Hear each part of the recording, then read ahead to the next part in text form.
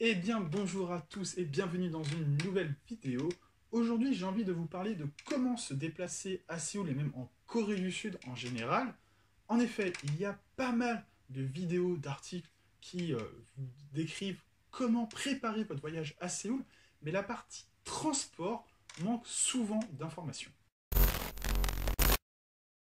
Premièrement, que faire lorsque tu arrives à Incheon International Airport et que tu vas dans ton goshiwa, dans ton guest house à Séoul? Donc il y a deux choix qui s'offrent à toi. Premièrement, le bus. Deuxièmement, le train, ou plutôt l'AREX, que tu coupleras très probablement avec le métro. Il y a aussi l'option du taxi, mais le taxi c'est 5 à 7 fois plus cher que le bus, sachant que le bus est déjà 2, 3, voire 4 fois plus cher que l'AREX. Donc on va laisser le taxi de côté. Il faut savoir que l'AREX, ça va vous coûter un peu moins de 4500 won, c'est-à-dire 3,40 €. Le bus, de son côté, vous coûtera au minimum 12 000 won, et ça peut même monter jusqu'à 16 000 won, c'est-à-dire 12,25 €. Personnellement, j'ai toujours fait l'AREX et le métro, ou juste l'AREX, pour faire de l'aéroport à Séoul, ou de Séoul à l'aéroport. Après, en toute honnêteté, je comprends que certaines personnes n'aient pas envie de s'embêter à faire des changements de métro, donc entre le métro et l'AREX, pour aller jusqu'à l'aéroport, sachant qu'elles vont faire 12 heures d'avion juste après, ou qu'elles viennent de faire 12 heures d'avion, qu'elles ont 3 valises, dont 2 grosses. Je peux comprendre ce point de vue. Voilà, personnellement, ça m'a pas dérangé. Information que je pense personnellement importante pour prendre cette décision, sachez que le bus, c'est pas forcément plus long que l'AREX. En général, alors sauf si l'arrêt évidemment se situe sur l'Arex, mais en fait si ton arrêt se situe sur la ligne de l'Arex, bah tu prends l'Arex, tu prends pas le bus, mais si on doit faire Arex plus métro, parfois le bus va arriver 10 minutes, 20 minutes après, et parfois il arrivera même 5-10 minutes avant. Évidemment ça dépend de la circulation, et donc ça dépend de l'heure d'arrivée de votre avion. Et donc tout ça, ça se prévoit, il faut donc vérifier avant ce qui est préférable pour vous, et donc gérer tant le temps que les changements, que le coût. Justement, passons à la deuxième partie, comment planifier ses déplacements à Séoul et en Corée du Sud. Et c'est là où beaucoup de sites et de vidéos vous disent beaucoup d'âneries, c'est-à-dire tous ceux qui vous conseillent d'utiliser Google Maps, c'est pas bien. C'est autorisé, c'est illégal, tu peux utiliser Google Maps en Corée du Sud, mais ne le fais pas, vraiment ne le fais pas, parce que d'un point de vue localisation là où tu veux aller, géolocalisation donc de là où tu es pour te trouver, c'est pas bon du tout au niveau des timings, des changements, c'est pas bon du tout. Donc n'utilisez pas Google Maps. Si vous voulez aller dans les lieux vraiment très connus, Gyeongbokgung par exemple, ok, Google Maps va savoir où est Gyeongbokgung. Mais si tu veux aller dans des endroits un peu moins connus, Google Maps va se perdre très vite et peut faire des écarts de 1 km ou 2 km. Ça m'est déjà arrivé et c'est plutôt problématique.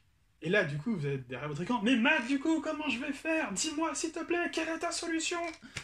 Oui, évidemment, j'ai des solutions pour vous, j'ai des applications qui sont super fonctionnelles. Alors, si vous voulez faire un petit peu votre Corée à bout, vous pouvez utiliser la suite Kakao. Je ne vais pas vous représenter Kakao, mais donc voilà, il y a Kakao Map, Kakao Bus, Kakao Métro. Vous pouvez utiliser toutes ces applications-là. Elles sont très fonctionnelles, elles sont bien, elles sont performantes. Alors, il y a un défaut, c'est que Kakao Map n'est pas disponible en anglais, c'est-à-dire que c'est uniquement en coréen, donc il faut le clavier coréen, comprendre le coréen, et parfois, voilà, t'es dans ton métro, tu cherches où tu vas, bah si t'as pas le réflexe, t'es pas vraiment bien calé en coréen, et que t'es pas au courant, voilà, tu vas te dire, mince, ça, est-ce que c'est sortir, est-ce que c'est entrer, est-ce que c'est l'heure d'arrivée, est-ce que c'est l'heure de départ, enfin, voilà, tu vois, ça peut être des petits trucs comme ça, où t'es dans un moment, t'es pas pressé, parce que t'es en vacances, tu vois, t'es chill, mais t'as pas envie de te poser la question à ce moment-là, donc c'est préférable d'avoir une application en anglais. Et Kakao Métro, en tout cas, est disponible en anglais, mais ça fait que le métro. C'est-à-dire que si tu dois prendre le métro et le bus, ça te le dira pas. Ça te dira juste, bah, tu vas jusque là en métro et après tu te démerdes. Donc c'est pour ça que Kakao Maps c'est mieux, mais Kakao Maps c'est qu'en coréen. Mais du coup, j'ai encore une meilleure solution pour toi. Ça s'appelle Naver Map. Alors je le dis bien à la française, hein. Naver Map. Et Navermap, c'est parfait. Clairement, Navermap, que ce soit sur Séoul, sur Gyeongju, que tu ailles à Busan, que tu vas où tu veux en Corée du Sud, Navermap va te donner avec précision là où tu es, va te trouver avec précision là où tu veux aller, va te dire avec précision les changements que tu dois faire, les heures de départ, les heures d'arrivée, les heures de tout. Il va même te dire le coût. Navermap te dira tout sans souci. Donc si vous allez en Corée du Sud, installez Navermap et vous aurez aucun problème, croyez-moi, sur parole, pour avoir testé. Et je peux même vous donner quelques anecdotes où une fois j'étais dans un métro, enfin j'étais dans le métro, je rentrais chez moi, et voilà, je switch en Navermap et le panneau d'affichage parce que je savais que j'étais tendu des fesses, tu vois, genre le train venait de partir, mais je savais pas si c'était le mien ou si le mien arrivait, tu vois, c'est pour dire, et c'était le dernier, donc c'était pour dire à quel point c'était tendu, tu vois, il y en avait d'autres qui allaient, mais ils allaient pas à ma destination parce que la ligne 1, elle est coupée. Enfin voilà, ceux qui sont sur Séoul, vous savez, ceux qui vont sur Séoul, vous allez découvrir ça. Il y a certaines stations, enfin il y a certaines lignes de métro qui se séparent. Donc du coup, moi voilà, je savais pas si mon métro venait de passer ou si c'était mort. Et du coup, bah voilà, tu vois, je switch, je regarde le panneau, 9h, hop, le panneau, 9h, 9h, le panneau, et il y a un Coréen grave sympa, le mec, tu vois, genre, il vient, il fait, tiens, il y a un étranger, il y a un blanc qui galère, je vais l'aider. Tu vois, le mec est grave sympa, tu vois. Et il vient, il fait, ouais, où est-ce que tu vas? Ouais, Wangsinmi, je suis à Anyang. Anyang, Wangsinmi, c'est quand même 1 heure de trajet, tu vois, c'est pas le truc à côté. Et le mec, donc il regarde sur son téléphone, et il regarde sur une application, beaucoup de Coréens utilisent cette application pourtant, hein, qui est bleue, vous la verrez, elle est bleue, l'utilisez pas, parce qu'elle vous donne des mauvaises informations, notamment au niveau des horaires et des changements, donc n'utilisez pas cette application. Même ma copine l'utilise, je lui ai dit, arrête de l'utiliser s'il te plaît, parce qu'elle te donne pas de bonnes informations. Elle m'a pas écouté, elle a continué, mais ça c'est un autre problème. et, et le mec, tu vois, du coup, il me fait, ah, désolé, c'est le train, il vient de partir, tu peux plus. Bah, tu vois, tu prends le prochain, tu vas jusque-là, et après, bah, faudra que tu rentres à pied, ou pas que tu rentres à pied, parce il y avait 10 km, mais il faudra que tu prennes un taxi ou autre. Et moi, bah, je pouvais quand même rentrer chez moi, donc il n'y a pas de problème, mais le problème, c'est que c'est-à-dire qu'il fallait que je prenne un bus de nuit. Et le premier bus de nuit après la fermeture du métro en Corée du Sud, t'as pas envie de le prendre, parce que ça donne ça. Je l'avais déjà fait avant. J'avais pas envie de revivre ça, tu vois, t'es serré comme jamais. Et au final, il s'est avéré que bon, le mec, voilà, il est parti, il est rentré chez lui. Après, on dit, ah, je suis désolé, je peux, voilà, t'es dans la merde, gros, pour ce soir, ça va être galère pour toi, tu vois. Puis il est parti. Et moi, je me suis dit, non, c'est chelou, genre, sur Naver, j'ai l'impression que c'était le train qui arrivait. Et je retourne sur Naver, et effectivement, c'est moi qui avais raison, c'est bien le train d'après qui arrivait qui me permettrait de rentrer chez moi. Donc, tout ça pour dire juste, vous fiez à aucune application sauf Naver. Honnêtement, vous prenez pas la tête, vous installez Naver, et tout se passera bien. Que vous soyez à Séoul, à Incheon, à Busan ou n'importe où en Corée du Sud, Naver vous donnera la solution et vous donnera tout jusqu'au prix. Et justement, en parlant du prix, comment payer les transports en Corée du Sud? Pour les transports, il vous faut une carte compatible Team Money. Alors certaines cartes bleues le font, pas des cartes bleues françaises, hein, des cartes bleues coréennes. Certaines téléphones le font, c'est pour ça que vous verrez des Coréens payer avec leur téléphone ou leur carte bleue. Donc pour vous, en tant que touriste, il vous faudra acheter une carte T-Money ou alors une carte Korea Tour Card qui est compatible avec la T-Money et qui donne d'autres avantages en plus, notamment des réductions si vous allez dans des magasins duty free, dans certains restaurants ou dans certains musées.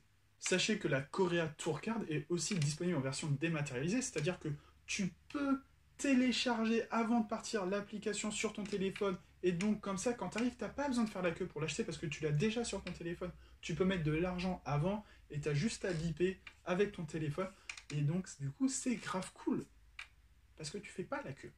Et sur le site il donne un autre argument en expliquant que cette carte dématérialisée vous permet de payer à McDo. Mais c'est pas vraiment un argument, enfin tu vas pas en Corée du Sud pour manger McDo, si t'es là-bas une semaine ou deux, genre va pas à McDo, s'il te plaît, fais pas ça. Si vous décidez de ne pas prendre la Korean Tour Card, mais la T-Money de base, c'est celle-ci. La machine, en fait, vous donnera une carte bleue totalement lambda. Ce que vous pouvez faire, à la rigueur, c'est lorsque vous arrivez à Incheon, vous prenez un ticket à usage simple, et lorsque vous êtes à un convenience store, vous leur demandez de voir les cartes T-Money qu'ils ont, parce que dans les convenience stores, ils proposent des cartes T-Money. Vous pouvez même les recharger là-bas, mais sinon vous avez les machines dans les métros qui sont en anglais, donc il n'y a pas de problème là-dessus. Mais surtout, ils vont vous en proposer des qui sont un petit peu plus stylés. Genre là, tu vois, c'est bleu lambda, et eux, ils peuvent vous en proposer des avec des Kakao Friends, donc avec Ryan dessus par exemple. Ça peut faire un petit souvenir sympathique à ramener en France. Un autre point très important, cette carte T-Money, vous pouvez l'acheter à Incheon, la recharger à Séoul et l'utiliser à Busan. C'est un truc impressionnant. Oui, enfin voilà, vous venez de comprendre là, je sais, je t'ai vu, je je vois que tu viens de capter, que avec une seule carte, en fait, vous pouvez payer le métro, le bus et les taxis dans toute la Corée du Sud et pas uniquement sur Séoul. C'est vraiment cette carte-là qui permet de payer les transports dans toute la Corée du Sud et même de faire plus si jamais vous êtes étudiant. Moi, je me souviens à Hanwha-daegu, on pouvait payer les imprimantes avec la T-Money. Et une autre petite information par rapport à la T-Money, c'est pas comme en France, c'est pas un système d'abonnement, c'est comme en Angleterre. C'est dès que tu le prends, tu paies. C'est-à-dire, par exemple, le métro, tu arrives, tu bipes, ça te prélève 1250 watts. Et si tu vas loin, il faut que tu rebipes à la sortie et ça peut te prélever un peu plus, genre 100, 2, 3, 4, 5, 600 watts, selon jusque là où tu es allé. De mémoire, quand je faisais de Wangsinli à Anyang, donc c'est quand même 1 heure de trajet, ça me prenait 1800 ou 1600 won pour 1 heure de trajet. Petite info supplémentaire, ça peut vous coûter moins cher si vous le prenez avant 6h30. Bon, c'est juste une petite info comme ça. Hein. Après, peut-être que tu dormiras, mais comme ça, tu le sais. Et chose très importante, la T-Money, vous la bipez à l'entrée et à la sortie pour le métro, mais aussi pour le bus. Je ne le savais pas. Il y a 3 types, il y a des couleurs différentes de bus. Il y a 4 couleurs différentes de bus avec 3 prix différents. Vous avez tout là à l'image. Bipez à l'entrée et à la sortie, sinon en fait vous serez pareil surfacturé parce que le service considérera que vous êtes allé plus loin que ce que vous avez dit en fait parce que vous n'avez pas bipé à la sortie. Même si c'est le dernier stop, tu bipes. Tu bipes tout le temps à l'entrée et à la sortie, sinon ça te coûtera plus cher. Merci de m'avoir suivi pour cette vidéo. Pour rappel, utilisez Navermap, utilisez la T-Money, bipez à l'entrée et à la sortie, vous rechargez aux machines et tout se passera bien pour vous en Corée du Sud. Pas de soucis à se faire. Encore une fois, merci de m'avoir suivi. N'hésitez pas à vous abonner, à liker, à partager, à commenter par rapport à vos propres expériences si vous le souhaitez. À bientôt.